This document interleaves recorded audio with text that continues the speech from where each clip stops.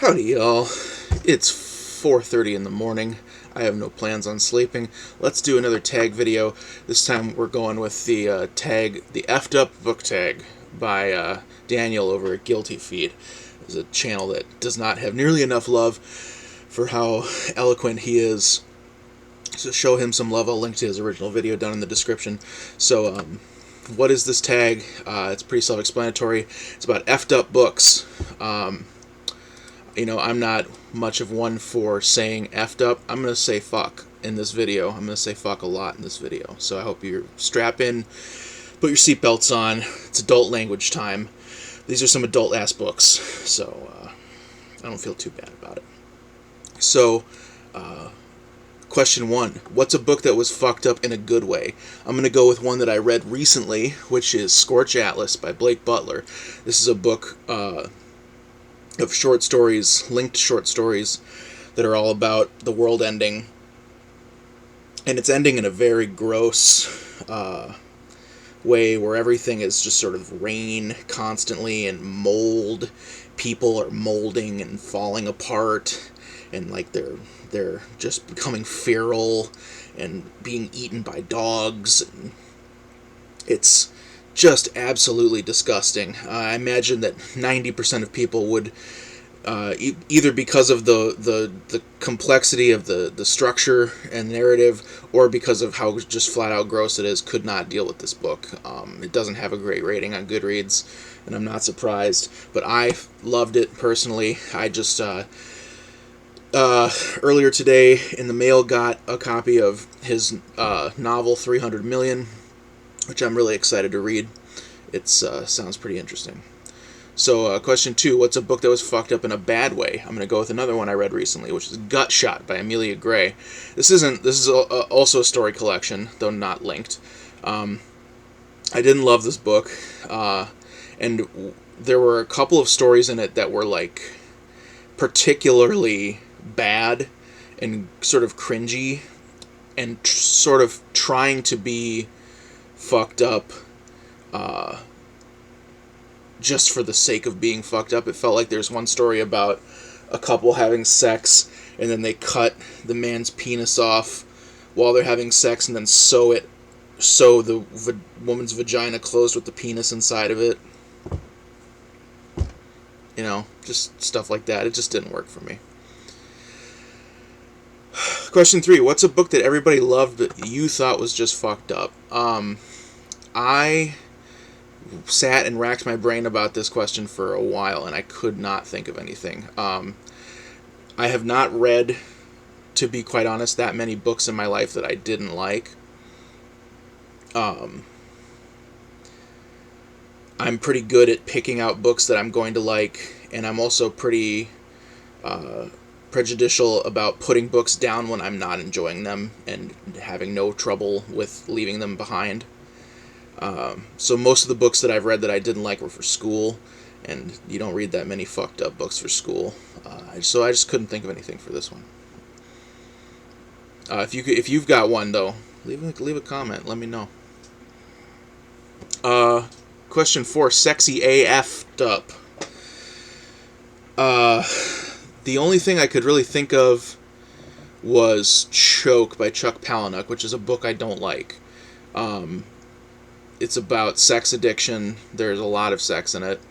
Chuck Palahniuk is an author that is really appealed to 13-year-old Rowan, and I grew out of him very quickly. I find him to be sort of a one-trick pony, and he's kind of just been repeating himself for the last 25 years. But people who love him really love him. And back when I had a higher opinion of him, Choke was my favorite book of his. So, yeah. Number 5, Fucked Up for Kids. There's a lot of obvious choices, but the one that jumped out in my mind was Animorphs. Particularly the sort of plot, the through plot, where I'm sure you know, aliens come and grant these teenagers the ability to change into animals. That's sort of and then they're fighting these other aliens that are evil, called the Yerks. But there's a caveat where you can only be in animal form for, I think, 2 hours or 3 hours. And if you go beyond that, then you get stuck as that animal forever. And so early in the series, the character Tobias, I believe is his name. This has been a long time since I read these books. He is a hawk. He can turn into a hawk, and he gets stuck as a hawk forever. He still has, like, conscious thought, and he can communicate through telepathy with the other Animorphs. But he's just a hawk.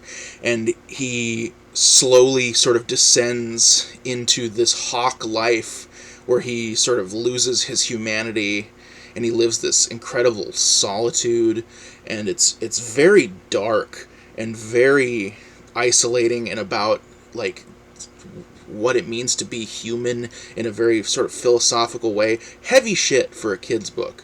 And then not to mention that later in Animorphs there's, like, torture and post-traumatic stress disorder and all sorts of... gets wild. Those books get pretty fucking wild. A fucked up classic. This one maybe is a little too on the nose, but, it's not... So I think people think of classics as being good. This isn't a book that I would necessarily think of as good, but it is old. It's from 1785, so I count it as a classic. That would be The 120 Days of Sodom by the Marquis de Sade. This is a book about a group of aristocrats who decide to explore what the greatest acts of hedonism can bring them, so they kidnap like 40 children and torture and rape them for forever, and then they murder them, and that's the whole book. This was famously made into a movie called Salo, or The 120 Days of Sodom, in the 70s. That's, like, notorious for being one of the most fucked up movies ever made. There's a whole section that's about eating poop, and there's this great monologue that this elderly woman gives about the joys of eating shit. It's certainly fucked up, and it's maybe not a classic, but it's old, so I say it counts. Next, Fucked Up in Translation, one I can actually hold up because it's near me. 2666 by Bolano, one of my favorite books. This book sort of revolves around the disappearances and rapes and murders of hundreds of women and young girls. In the book, it takes place in a fictional border town called Santa Teresa. However, of course, it is largely based on the real occurrences in the city of Juarez. There is a notorious... The fourth section of the 5 sections of the book is called The Part About the Crimes, which is notorious for its brutal and just clinical descriptions of almost 100 murders of women. It's just absolutely gut-wrenching and hard to read. It makes you numb. You read phrases like vaginally and anally raped so many times that they begin to like mean nothing to you. Absolutely a fucked up book, but an incredible book. So if you can deal with things of that graphic of a nature, I can't recommend it enough. Fucked up nonfiction. I'm going to go with a book that I read when I was in college. Not for college, I just read it while I was in college. I went through a phase of fascination with North Korea, and it was... I feel like in the time since, North Korea has become more of a sort of hot topic, and there's been a lot. I think after Orphan Master's Son came out, people were more interested, and then there have been a ton of memoirs of people who have defected. But before all of that, there was a fantastic book of cultural anthropology written about North Korea called Nothing to Envy by Barbara Demick. It is about the lives of a number of different people from all sorts of different lots of life in the North Korean culture, who all defected during the famine in the 90s that killed something like 20% of the population of North Korea, which is something that people just generally don't know about. But after the fall of the Soviet Union,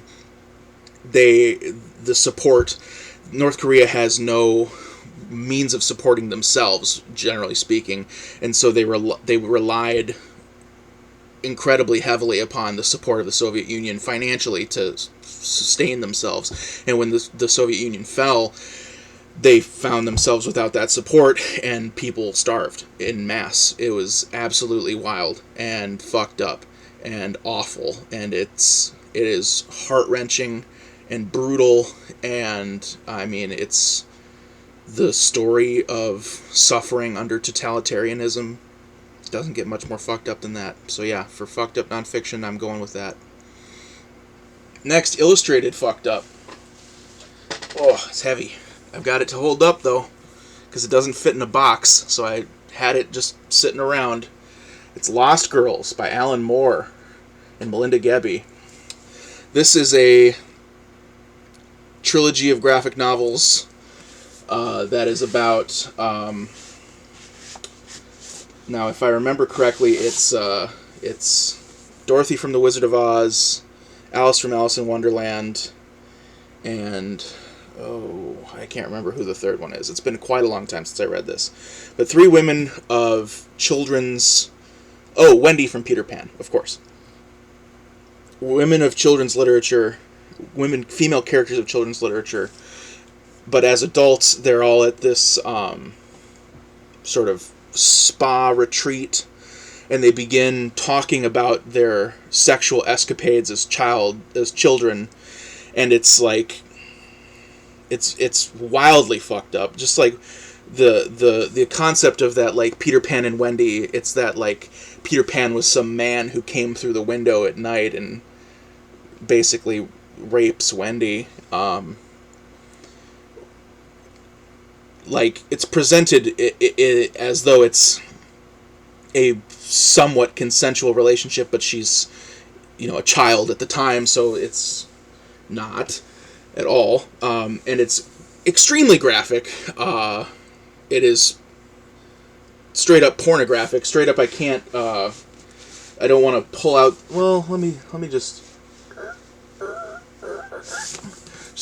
briefly show you. I can't even show you the covers of the book because it's got penises going in vaginas every which way, and it's very, very dark and fucked up and graphic. I could have probably done that one for Sexy Efftup, now that I'm thinking about it.